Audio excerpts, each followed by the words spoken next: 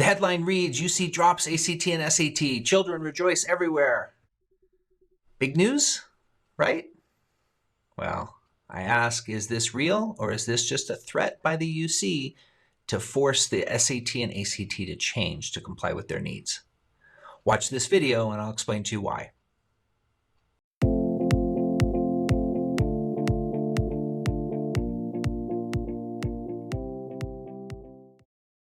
The University of California issued a statement that says it's dropping the ACT and SAT from its admissions requirements.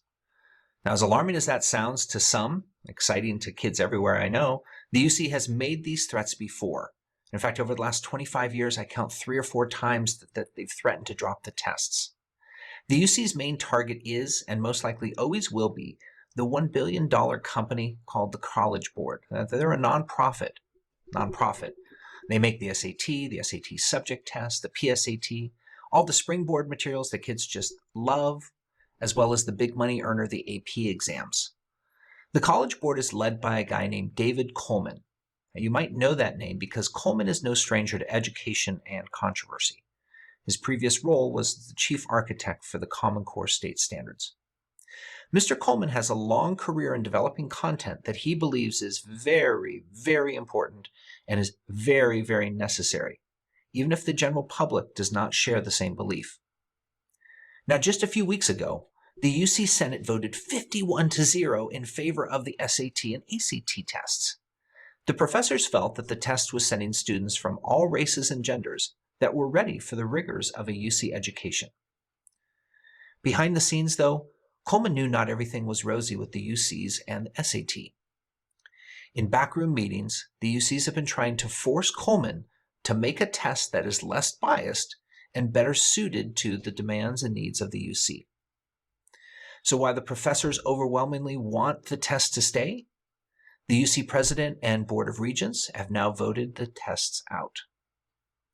The UC President, Janet Napolitano, a former governor of Arizona and Homeland Security Secretary in the Obama administration, just might be rattling her saber and playing some good old-fashioned politics by making a threat, but leaving the back door open for the SAT and SAT to change.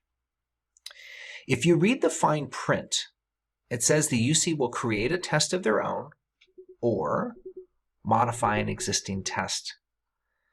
Now, all of this feels so familiar to me because back in '94, the UC didn't like all the vocabulary on the SAT, so they threatened to drop it. In 2001, they did the same thing. And in 2005, they were unhappy with the test biased against females and forced the SAT to add an essay, which, by the way, was biased in favor of females. Apparently, the College Board and UC believe that 2 wrongs actually do make a right. The SAT changed again back in 2015 and looks an awful lot like the ACT now.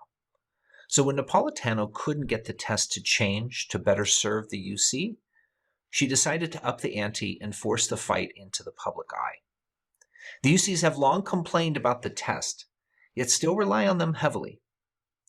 Now, please realize that the SAT and ACT will be, optional for UC admissions. But if you want to go to that school, you still may need it for other purposes, such as course placement, certain scholarships, and eligibility for statewide admissions guarantee. So my question is, how do you make a test optional but still require it? I doubt seriously if the UCs will drop these tests. There is simply too much money to lose by the ACT and College Board.